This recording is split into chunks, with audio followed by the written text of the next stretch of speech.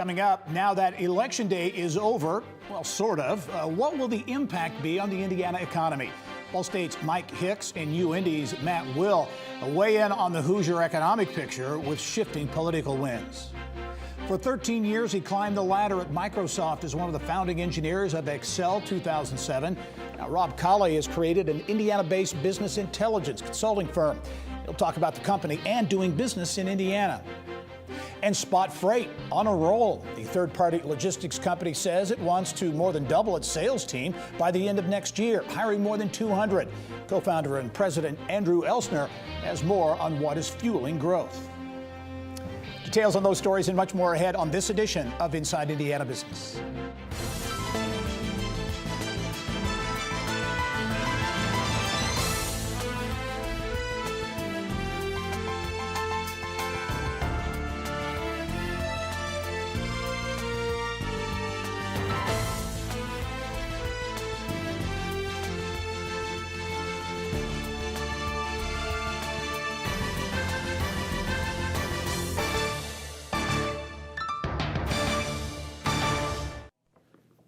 Hello and welcome to Inside Indiana Business. I'm Gary Dick. The Hoosiers made their votes count in the 2020 election, a year in which the COVID-19 pandemic certainly changed both how and when Hoosiers voted in a big way. The Indiana Secretary of State's office estimating that more than 1.7 million Hoosiers submitted ballots by the end of the early voting period. And while the outcome of the presidential election nationally, at least at this taping, remains in limbo, President Trump easily won Indiana and its 11 electoral votes. Governor Eric Holcomb won re-election, marking the fifth straight gubernatorial win for Republicans. Now, how will the outcomes of those and other key races in Indiana impact the way Hoosiers do business? For some perspective, we turn to Ball State University Director of the Center for Business and Economic Research, Mike Hicks, and University of Indianapolis Associate Professor of Finance, Matt Will. Gentlemen, welcome to the program. I want to get your big takeaways. Matt, I'll start with you first. Is there a big takeaway you had from election night? Yeah, the big takeaway I got is divided government. You know, the market really is more interested in stability than anything. The stock market likes the fact that things don't change a lot. And the fact that it looks like probably Biden's going to win and the Republicans are going to hold the Senate, from an economic standpoint, this is probably a good thing for the economy. So you're not going to see any dramatic changes. You're not going to see a very left-leaning agenda goes through. There's going to be compromise. You know, gridlock. The stock market actually likes gridlock. They like when things don't change. So I anticipate the result of the election is going to be some economic stability. Okay, Mike, how about you? Your big takeaway?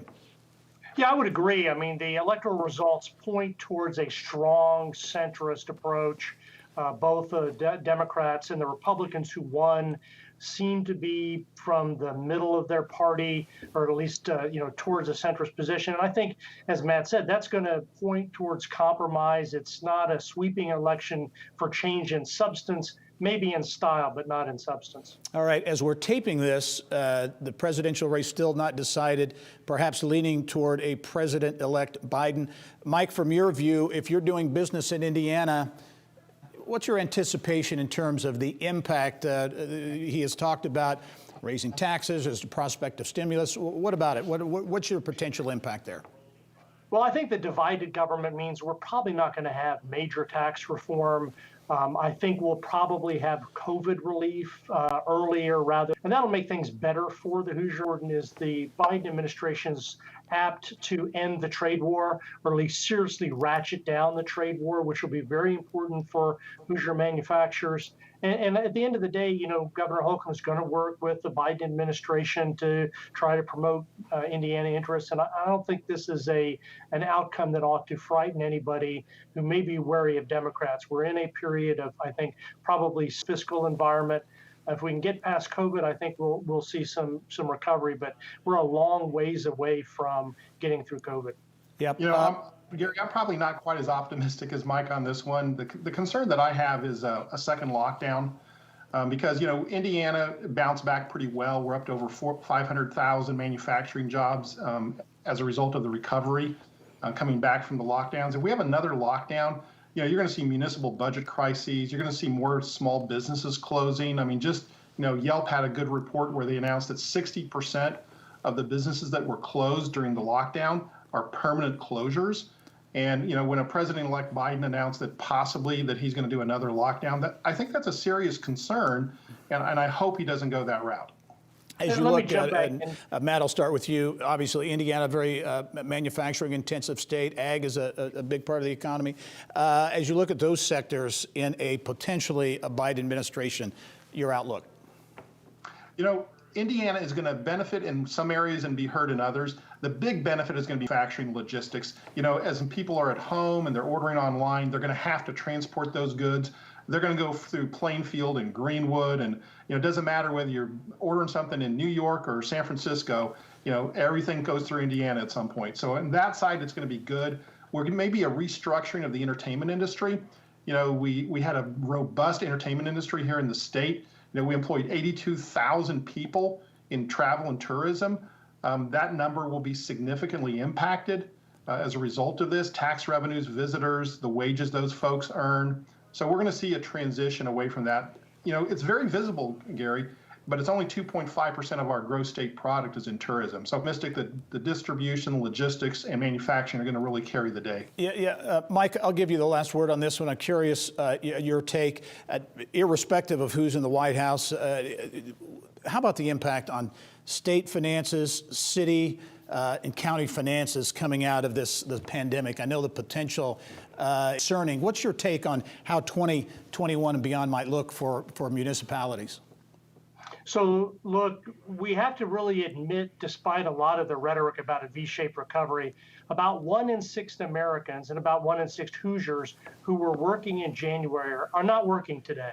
They're either out of the labor force because of childcare or they've lost their jobs. And that's going to pose a huge economic risk on any recovery that a COVID relief bill will help mitigate. And we're talking about a loss of tax revenues for state and local government between 5 and 8% this year and next year. It's going to lag into 2022 and 2023. And since states have to balance their budget, as do local governments, this really will call for the federal government to come in to prevent school teacher layoffs, local government layoffs, and that sort of thing. So, I don't believe we ought to be sanguine about the short-term economy, but I do think that one of the things that's going to be critical to get us to the next step is a COVID relief bill and an end to the disease. That's really going to be the dampening activity on everything that we do, including any sort of economic improvement. Mike Hicks, Ball State University, Matt Will, Indy, great perspective. Thank you both for joining us. We hope to see you soon. Thank you. Thank you. Well, also making headlines this week, an Indianapolis-based civil engineering and infrastructure construction company play a big role in the Westlake Corridor rail expansion in Northwest Indiana. Infrastructure and Energy Alternatives subsidiary Ragnar Benson has entered into a joint venture with Chicago-based FH Passion, the general contractor, which was awarded a $550 million contract from the Northern Indiana Commuter Transportation District. Now, last week, the state and local officials held a groundbreaking to launch the $900 million South Shore Rail Line project, billed as a transformational project for the region. The commuter rail line will connect Dyer and Munster to downtown Chicago, cutting the commute time there dramatically. Construction expected to be complete in October 2024, with rail service beginning in early 2025. Well, one of the engineering brains behind Microsoft's Excel 2007 is now making his tech mark in Indianapolis. Coming up next, we catch up with Rob Colley to learn how his business intelligence firm, P3, is putting important data into the hands of companies in the quest for improved bottom lines.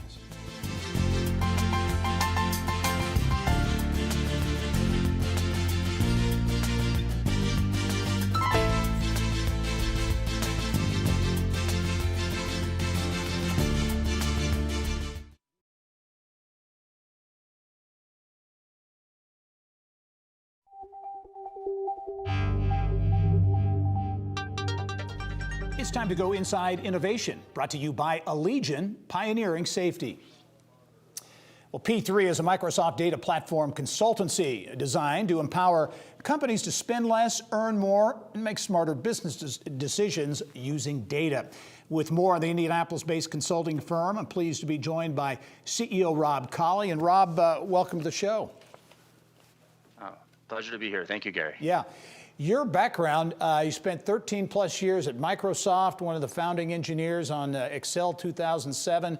Talk about P3, the company. Business intelligence is what it's all about. When we talk about business intelligence, it's really about data, right, and how to manage and understand data? Yeah, that's right, Gary. It's about data and taking the data that your business collects on a day-to-day basis, just as part of staying in business, but then using it in order to, looking at it and seeing what it's telling you about your business in order to improve and actually, improve the bottom line.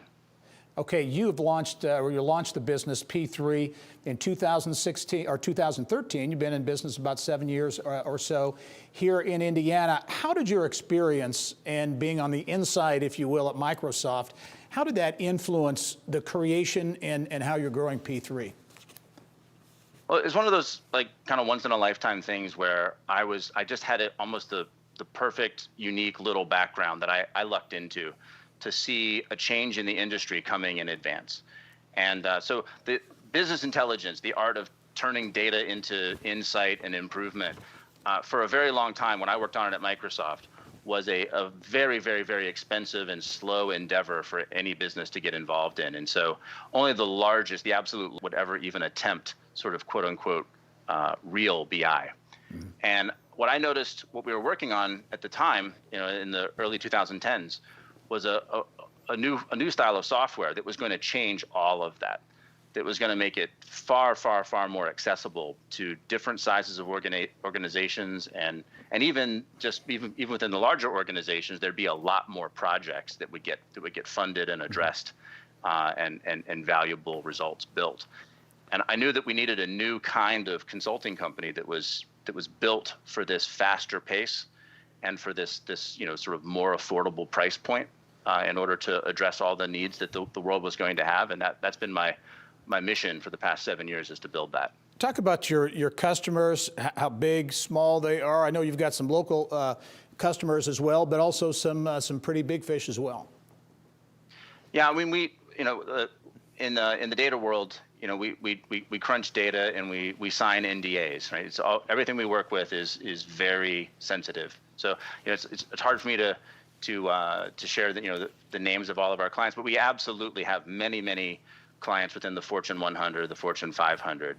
But like I said before, there's nothing about BI that's now prohibitively expensive, and so we have even more clients in the small and mid market, because the same techniques, the same upgraded techniques that are now available to enterprises are absolutely available to the small and mid market, and it doesn't take much to see just really astounding positive ROI from adopting this stuff. Yeah, very quickly, we only have about 20 seconds, Rob, but doing business, how is it growing your business here in Indiana? You're a remote business, basically. You have 50 employees, got employees all over the country.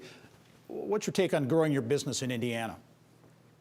Oh, it's been great. Vibrant local economy, great cost of living, great infrastructure, great airport. I mean, it's a kind of like as the world moves to sort of a more disconnected model, I can't really imagine living in a place better than Indianapolis. All right, Rob Colley's the CEO at P3, and business intelligence, what it's all about. Rob, appreciate you taking the time to visit with us, and we look forward to following your story. Well, thank you so much, Gary. All right.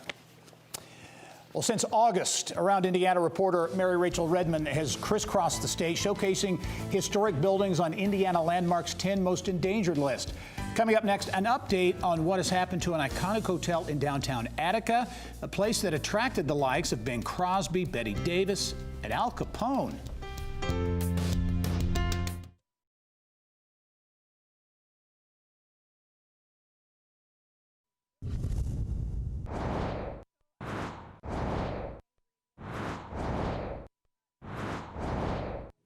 Here's what's making news now around Indiana. Brought to you by Chapman Heating, Air Conditioning, and Plumbing. The man for all seasons, Chapman, chapmanheating.com. Well, our Endangered Indiana series has taken us to historic buildings all over Indiana.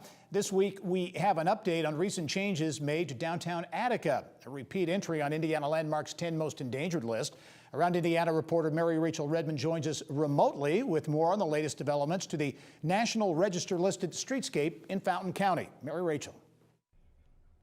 Thanks, Gary. Well, downtown Attica is the very first place we visited on our Endangered Indiana series. And not even 2 weeks passed after we'd made the visit, bulldozers came and took down 2 buildings in the historic downtown district. So 2 historic buildings in the first block of downtown have been completely leveled. The result being on the National Register listed streetscape. The city of Attica has purchased a number of buildings downtown and has released a comprehensive economic development plan that includes low-income apartments and new commercial spaces that will fit aesthetically with the remaining historic buildings still standing. As for the storied Hotel Attica, the north wing of the building was recently bulldozed. And officials tell me the plan is to save this historic landmark. However, I followed up with one longtime downtown business owner who we talked with in September, and she says watching these historic buildings come down is like losing a best friend. I think there was certainly a feeling of loss. You're losing the face and the front of your downtown, and with that comes part of the character of your city. I think it's still a sad statement when we see our historic downtowns just going away like this. Another small Indiana town, though, is actively working on improving its main street. In September, Tipton's downtown revitalization plan was approved after receiving a $45,000 grant awarded by Okra. The 5-year plan will cost an estimated $5 to $8 million to complete. The vast majority of rural counties are having declining population, and our projections suggest that we're going to continue with that. So if we're going to help change that trajectory in Tipton, it's going to take a concerted effort and a very focused strategy.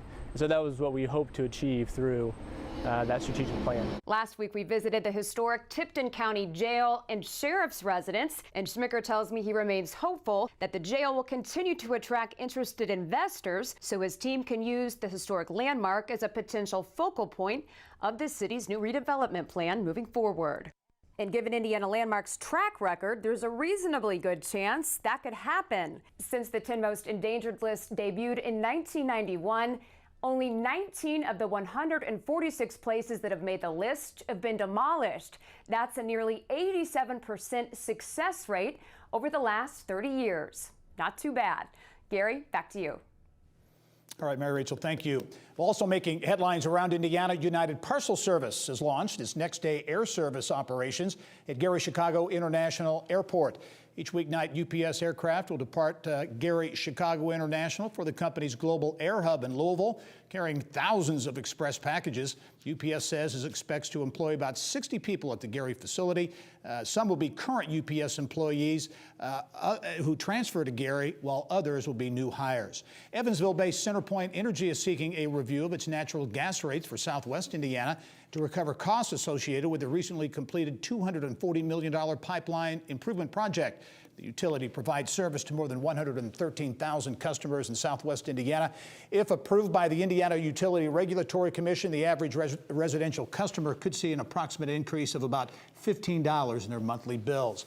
The Center of Workforce Innovations in Valparaiso says President and CEO Linda Woloshansky will retire early next year. She served that organization as president since its founding in 2000. During her tenure, the organization has laid the foundation and strategy for CWI to serve as a catalyst for community and business investment in workforce education and economic development all over Northwest Indiana. Well, imagine you have a business, starting a business with just 2 people in a small office, then growing into a major player in the logistics industry. Coming up next, the evolution of Indianapolis-based Spot Freight, where major growth and new jobs is all on the horizon. Stay with us.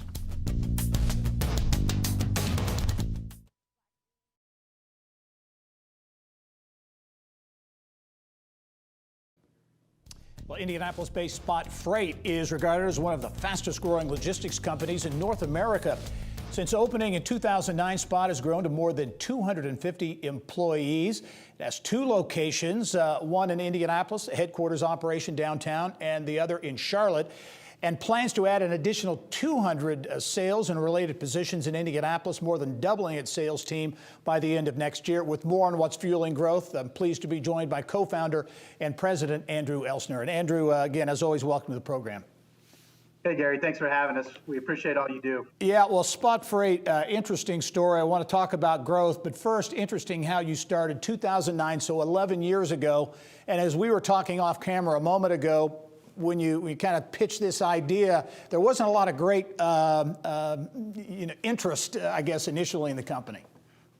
No, it's kind of funny. My business partner and I went to our first meeting afterwards, and the recession in 2008 had just hit. The market was falling apart, and the guy looked across the table and said, I think you guys probably need to go ask for your jobs back. So it's kind of an interesting beginning, but here we are 11 years later, still kicking. You certainly made those folks eat crow, to be sure. You've grown dramatically over these past 11 years. Talk about more recently here, business has really been booming. How has the pandemic, how has that impacted business and third-party logistics? It is, the amount of demand in the market today is unbelievable. Most supply chains, especially in the grocery business, they used to hold 6 weeks of inventory. Within the first days of the pandemic hitting in March, almost all inventories had been depleted. So across from supply chains are booming, and there really isn't enough carrier capacity to meet the demand. So it is a very trying time, and it's been nonstop action for the past 8 months. Yeah, and I know you are in a hiring mode to try to keep up with that growth. Talk about your interest in hiring 200 sales and related positions here in Indianapolis. Yeah, absolutely. So we are moving quick to meet the demand of the customer base, the marketplace. So we're looking to add 200 sales types with the support roles that go around them. We also split off a technology company called Red Technologies. We currently have about 50 developers here in Indianapolis local. We will be going out to hire another 50 to 70 next year.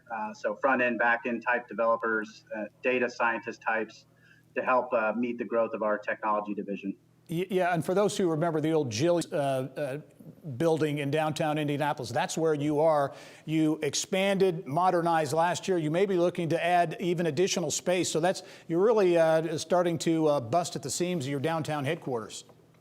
Yeah, absolutely. So we will be in Q1 out of space, and we'll be having to move and make some moves here locally to meet that. Yeah, very quick. Only have about 30 seconds, Andrew, but you mentioned technology and some of the and how technology is an integral part of your business, really, really big part of it. It is critical. I mean, the stuff we're doing today with very similar to like a ride-hailing app, connecting drivers to shippers, the way we can see trucks moving across the United States. This is a very tech-heavy industry, and hundreds of millions of dollars are flowing into it every day. Andrew Elsner is the president and co-founder at Spot Freight, headquartered in downtown Indianapolis in a big growth mode. Andrew, always great to talk to you. We look forward to following your continued growth going forward. All right, Gary, thank you. We appreciate it. All right.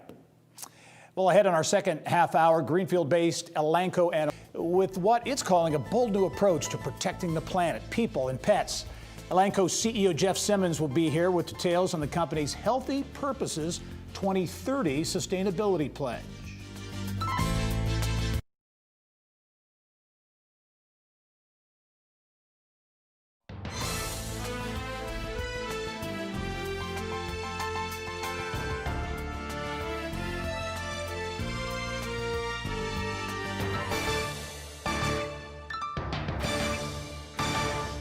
At Elanco, it all starts with animals. Healthy animals are at the epicenter of our vision of food and companionship enriching life. And now Greenfield-based Elanco Animal Health is taking its mission a step further. The company launching a three-pronged sustainability commitment to improve the health of the planet, people, and pets. Elanco says the plan is the first of its kind in the animal health industry and is an important milestone on its journey as a new public company. It split from Eli Lilly and Company about 2 years ago. Business Valletta has more. Kylie. Thank you, Gary. With $3 billion in revenue last year, Elanco is the second largest animal health company in the world. About half of its sales relate to food animals, and companion animals comprise the other half. Elanco believes animal health is a major factor in tackling some of society's most daunting issues, including food security and protecting the environment. The company is refining its approach by rolling out its first set of sustainability commitments. President and Chief Executive Officer Jeff Simmons joins me now to tell us more about the new pledges the company is making. Jeff, thanks for being on the show today. Great to be here. All right, let's start with a big picture question for you. Just generally, why did Elanco want to launch these commitments? Yeah, in the heart of what we do, and a lot going on right now in our company with the recent acquisition of Bayer Animal Health, now a little over $4.5 billion in revenue in 100 countries, serving 19 species of animals. We saw COVID really wake up the importance of animals, as you just highlighted, to society. We believe that making animals' lives better makes life better for people. We saw that with the empty meat cases and the importance of quality food, meat and milk and eggs, to the importance of the pet, with animal shelters being empty, and the importance of that pet in the center of the family as we've set in these social distancing kind of environments. So we thought it was absolutely critical. ESG, that's the environment and social and governance, is responsible business that knows it can impact society positively, holding ourselves accountable. So these pledges are public. We're going to talk about them. They're measurable. And by doing our business well, by making a healthy enterprise in Elanco, which we have, and driving it over the next decade, we are going to have a positive impact. So just take a couple of those. By helping farmers and veterinarians directly, healthy animals do a few things. First of all, it makes more quality meals and more of them, more accessible meals. So we believe over the course of the decade, what Elanco will do to animal health will create the equivalent of 57 million more meals. That's the equivalent of feeding California and New York every day with high quality protein. And at the same time, walking along with farmers, we're not only going to reduce emissions 21 million tons, but we're going to put them on a road to zero emissions. There are dairy farms, beef and pork farms that actually are working today on and living on a zero footprint. And we're going to do more of that across the globe during this decade. You touched on this already, but I'd like to dig just a bit deeper into it. You've mentioned that this pandemic, it also shines a light on why these commitments are more important now than ever before. Can you talk just a little bit more about that?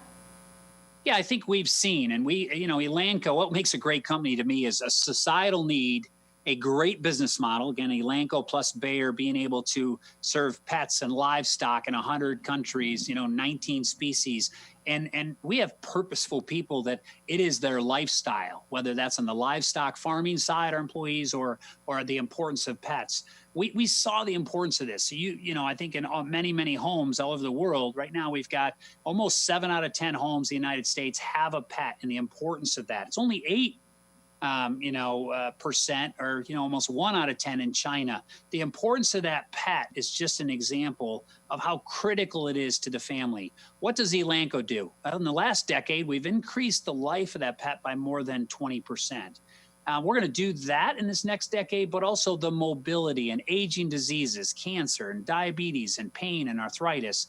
We make a more mobile, active lifestyle of that pet, having such a big impact on people. That's an example of that. We'll do that with our pet pledge. So let's drill down to Indiana specifically. You recently announced a new effort called Food Secure Indy, and Elanco is a partner in that. Talk about what that initiative is and the important role that local businesses here, Hoosier businesses, are going to play in that. Yeah, I'm excited about this initiative, and it's a collaboration of really all 3 of the key pillars that it takes to solve any problem. You need the government. We got the governor and the mayor, and the most collaborative government, I think, organization in the state of Indiana than any other state in the country, I believe. We got the nonprofits, the hunger organizations led by Gleaners and many others. And then companies coming together with commitments, like I just mentioned, that are in this. They're not in it for a one-time campaign, but they're in it for a decade-long commitment. So what we have here in Indianapolis is we saw during COVID a rising up from all 3 of these pillars to say we can't let the students in IPS not have meals. We raised over 1 million meals a month from an initiative that came out of COVID. And when you step back and say, hey, to have enough meals on a monthly basis that's done in a sustainable way, how would we do this, and how many meals will we need to make a food secure Indy? It's about 750,000. So we were 25% higher than we need. So between collaboration, between a coordinated effort, and committed people over the longer period of time, we believe in the shortness of a few years, we could create a food secure Indy, meaning there'll always be poverty, there'll always be need for food relief and hunger, but in a food secure system, enough meals, we believe that this can be done because of the collaboration we have from all these parties. And so that initiative is being launched and really being driven by, again, all 3 pillars that are needed, the government, nonprofits, in the private industry. All right, very good. Well, it's an exciting plan. I can tell you're excited about it. Thanks for being on the show today and telling us about it. We'll be checking in with you along the way since it's measurable, so we'll be hearing more from you. Thank you, Kelly. And Gary, back to you. All right, Kylie, thank you. Well, a David and Goliath story in northern Indiana. South Bend-based Simba Chain Inc. won the gold medal at the first ever U.S. Air Force Advanced Manufacturing Olympics. Now, the blockchain startup strategy, which applies blockchain technology, 3D printing to help keep the Air Force battle ready, beat out 16 other finalists, including, get this, big names like Stratasys and the Boeing Company. Simba Chain earned top honors in the supply chain marathon division, receiving a check for $100,000. The competition was developed to bring together technology companies, startups, the U.S. Department of Defense, contractors as well. Academia came into play as well to help solve some of the Air Force's key challenges. Indiana, among the most manufacturing-intensive states in the country, but it continues to face a huge challenge, finding skilled workers to fill advanced manufacturing jobs. Maybe not for much longer, though, thanks to a collaboration between higher education and several Indiana companies. Next, we get details on Infame and how it's impacting Indiana's workforce. Also ahead, a win-win for Indiana businesses looking to get rid of old mobile devices and underserved students who need them.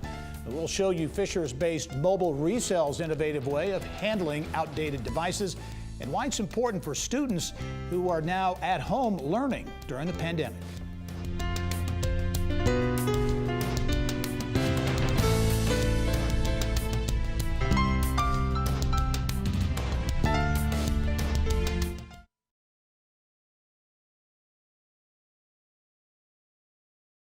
Being in the plant, doing the day-to-day work, and then coming to school and actually seeing it, how it all goes together. The hands-on in the plant is it's something that you can't find anywhere else. One of the faces of the next generation of Hoosier workers taking part in a unique business education partnership that is addressing one of Indiana's most pressing workforce needs, training high-skilled talent for jobs in advanced manufacturing. Now, the program is called Infame, and it is part of the National Federation for Advanced Manufacturing Education. It is designed to build a pipeline of skilled workers to fill manufacturing jobs in Indiana. How? Well, by giving students hands-on business experience and a chance to earn a degree at the same time. Elwood-based Red Gold and Indianapolis-based Major Tool and Machine are two Indiana businesses involved with the program. And I'm pleased to have on the show this week Red Gold Director of Continuous Development, John Adams, and Major Tool and Machine Vice President of Human Resources, Kendra O'Brien. And welcome to the program to both of you. Hey, thanks, Gary. Great to be here. Yeah, Kendra, I'll start with you. And I mentioned this is a part of a national program, Federation for Advanced Manufacturing Education, the IN, of course, for Indiana. Give us a thumbnail with what the Infame program is all about. So FAME is a national program that was actually started by Toyota and has been taken over by the National Association of Manufacturers as an umbrella organization, multiple chapters across the country, and we have 4 chapters here in Indiana. Our goal is to find students or adults who are looking for a career transition into basically an industrial maintenance or an advanced manufacturing technician role within the company. They go to school 3 days a week and work for the sponsoring employer 2 days a week for about 2 years. They earn an associate's degree and get a wealth of job experience, and then typically the sponsoring employer offers them a position at the time that they graduate. Yeah, really a great combination there in terms of the hands-on and the educational piece. And again, and Kendra, I'll have you talk quickly on this. It's really addressing a big need, and that's workforce, and in particular skilled workforce, because that's a big issue in manufacturing, also a lot of sectors as well. It is. Skilled workforce in general is very difficult, and this particular occupation, every single manufacturing company requires these type of people. Doesn't matter what the company manufactures, they are going to require this level of skilled technician in their facility. Yeah. John, as you look at the program, what I think is interesting, a number of participating companies, including yours, Red Gold, but you're really looking at the needs that these participating companies have, and then you're going out and recruiting some of these students or adults to participate in the program, right? That is correct. Yeah, we, ultimately, as Kendra said, we are having difficulty filling those skilled technician roles. It's difficult to fill them, but to fill them with folks that are work ready, that bring in a multi-dimensional skill set, and that are well balanced with soft skills. And ultimately, that is the beauty of this program. Is we're recruiting, as Kendra said, high school students or incumbent workers, folks that really want to further their career in the skilled trades.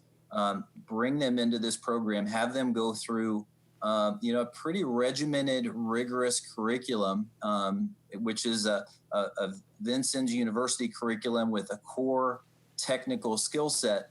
But the beauty of this program is the manufacturers, the sponsoring employers that participate, we really value the factory competence elements that are built into the program, such as safety culture, visual organization, lean manufacturing principles, and problem solving. But we also get those hard to find soft skills, professional behaviors, such as initiative, diligence, attendance, organization, time management, and of course, social media etiquette. Yeah, the program teaches those AMT students this well-balanced curriculum. Yep, John, quickly, because I know in terms of the impact of the program, the Brookings Institution did a study. I think it was on the FAME program in Kentucky. But give us just a thumbnail of some of the findings there. That's right. So just recently, the Brookings Institute studied FAME, specifically in the state of Kentucky, which is Kentucky FAME. And what that report displayed is that the 2-year graduation rate of FAME is around 85%, which is superior to comparable technical programs where that graduation completion percentage is 30 to 40%. Additionally, the graduation wage level, the salary level, was also superior in comparison to other programs. We can expect after 1 year after completion of the FAME program that a new technician would be earning around the $60,000 figure. After 3 years, approaching $90,000, and then after 5 years post graduation, we're looking at around the six-figure salary level, which is should be very attractive to young people. There is a prosperous life, a prosperous career to be found in skilled trades. All right, very good. John Adams, the Director of Continuous Improvement at Red Gold, Kendra O'Brien, VP of Human Resources at Major Tool and Machine. I know two great organizations involved in the program, now recruiting that 2021 cohort, and we look forward to following both of your stories with your companies going forward. Thanks for joining us. Thank you so much. Thanks, Gary. All right. Well, once a company decides to upgrade its technology, there comes the challenge of what to do with that old equipment. Indiana businesses searching for a place to unload their employees' outdated mobile devices can look no further than Fishers-based Mobile Resell. The company is looking to partner with Hoosier companies to get old cell phones, laptops, tablets into the hands of less fortunate students who really desperately need them. For more on how the program works, pleased to be joined by Mobile Resell founder and Chief Executive Officer Ben Jones, and also Chris Berry, who's the Vice President of Enterprise Sales at Mobile Resell. And gentlemen, welcome to the program. Yeah, thanks for having us, Gary. Much appreciated. This is an interesting story, I think, on in several ways. One, what you're doing with the products, but your company has been a success story and a growth story. Ben, talk about that, because essentially you launched in 2015. Give us really the business model and what it's all about. Yeah, definitely. It's we've experienced tremendous growth over the last, I would say, 6 years, and really our model is focused on providing software-driven mobile device recovery solutions for companies, whether they're large or small.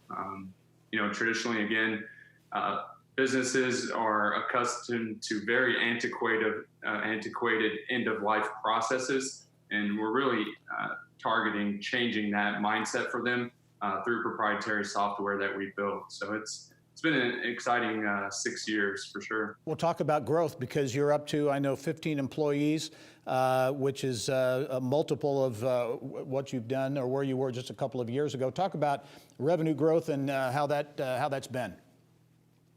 Yeah, definitely. I think the last time we were on your show, we had about 5 people, and we've tripled that in the last, I would say, 2 years. We've experienced around 173% average year-over-year growth. And this year, even through the pandemic, it was our best year. So we'll end up around $6 million in total revenue this year, slightly down from what we had projected at about $10 million. But with COVID really hitting a lot of our enterprises pretty hard in regards to their employee headcount and growth. So yeah, not doing as many mobile device refreshes and new deployments, but at the same time, we've been very fortunate to be able to help some of our customers in a variety of different ways. Yep, this process, Chris, can be complicated. Talk, if you could, give people an idea of the technology and how it works and how you do what you do. Absolutely. So the technology is at the core of what we do as a business. In most competitive situations, it's a very old school way of returning devices. It's very spreadsheet driven. And we've updated our software even yet this year to really focus on integrations with the internal systems that some of our companies are using. So we are offering additional visibility that helps drive the accountability for employees to return devices, and even offered some features like an integrated employee purchase program to allow companies to retire these devices in new and unique ways. Yeah, and the business opportunity presented in the pandemic, and that's so many young people distance learning. This is a way to get mobile devices right in the hands of people who can really use them. Absolutely. And we've actually seen a great case study in our American Airlines refresh where over 30% of the devices we refreshed for American Airlines were purchased back by pilots and repurposed as their personal devices within their households. Wow, very, very interesting. Quickly, Ben, 30 seconds left. You haven't raised money yet, you haven't needed to. You've had cash on hand, but you're going to raise some money looking ahead to 2021. Yeah, exactly. We have some new technology that we want to release in the next year. As Chris kind of mentioned, we want to build upon our platform, and definitely there's some interesting opportunities for us to be able to utilize cash and already build upon what we've built the last couple of years. So one thing we're confident in because of our funding, our growth through our profitability, is really knowing where to allocate this capital and knowing what works and where we allocate that capital. So looking to raise money this year, and we expect 2021 to be a great year. All right, Ben Jones, Chris Berry from Mobile Resale, congrats on the growth. We look forward to following your story. Awesome. Thanks so much. Gary. All right. Appreciate it. Well, ahead, basketball and books crossing paths as Indianapolis prepares to host its 8th Final Four. We will have details inside Indiana Sports.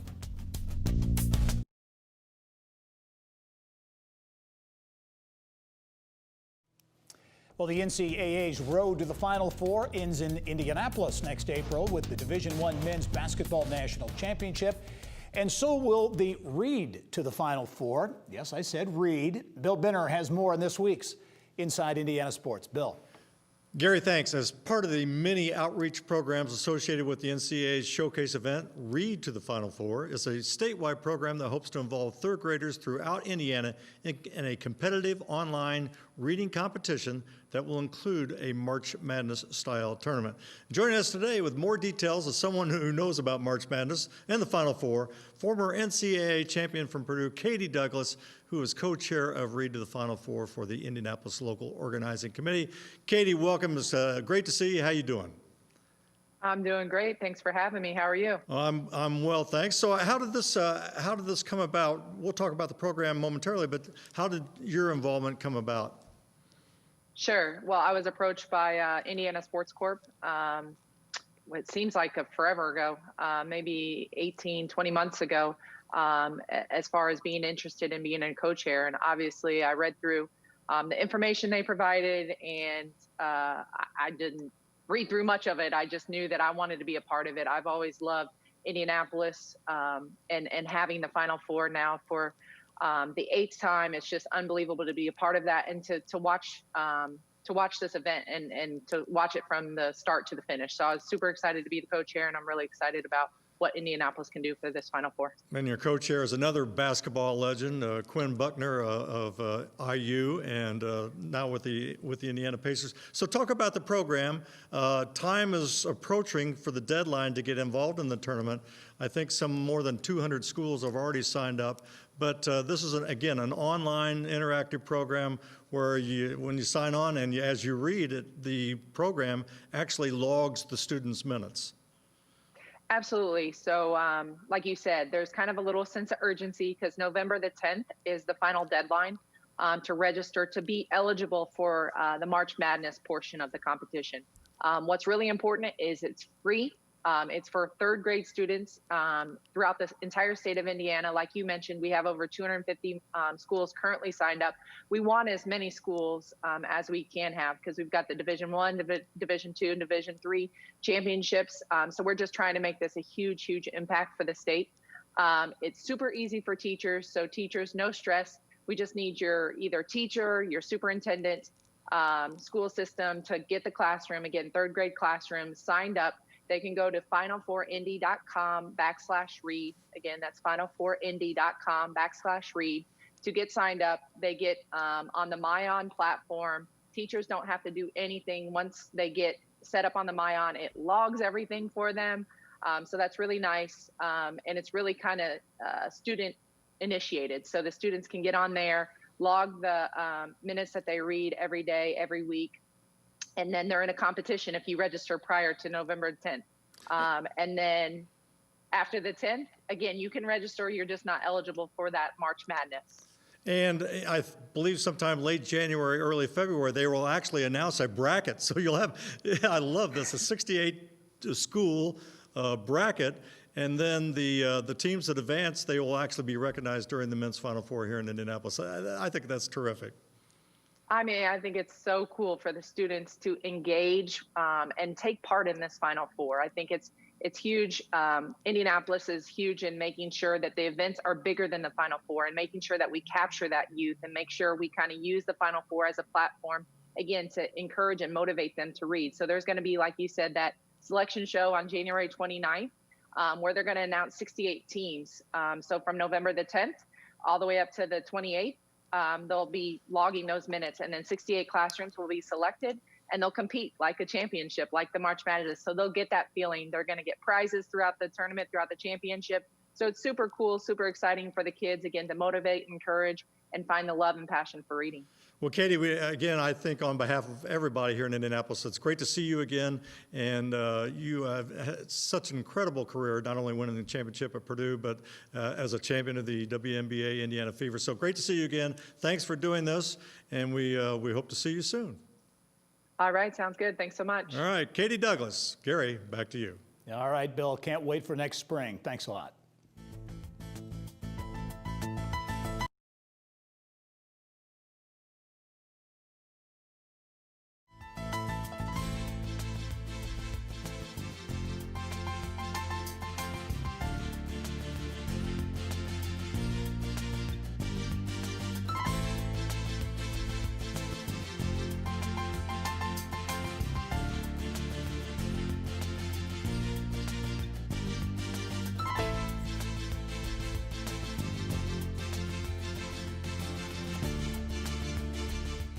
Coming up next week, the historic Pantheon Theater in Vincennes celebrating a long-awaited grand opening. We'll have more on its unique mission to develop resources, services, and a community fostering innovation in Knox County. Plus, how can you help struggling small businesses during the holidays?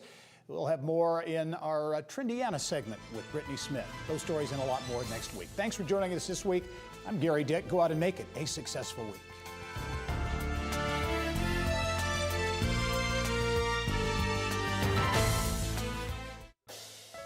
Inside Indiana Business with Gary Dick is a production of Grow Indiana Media Ventures with support from WFYI Productions.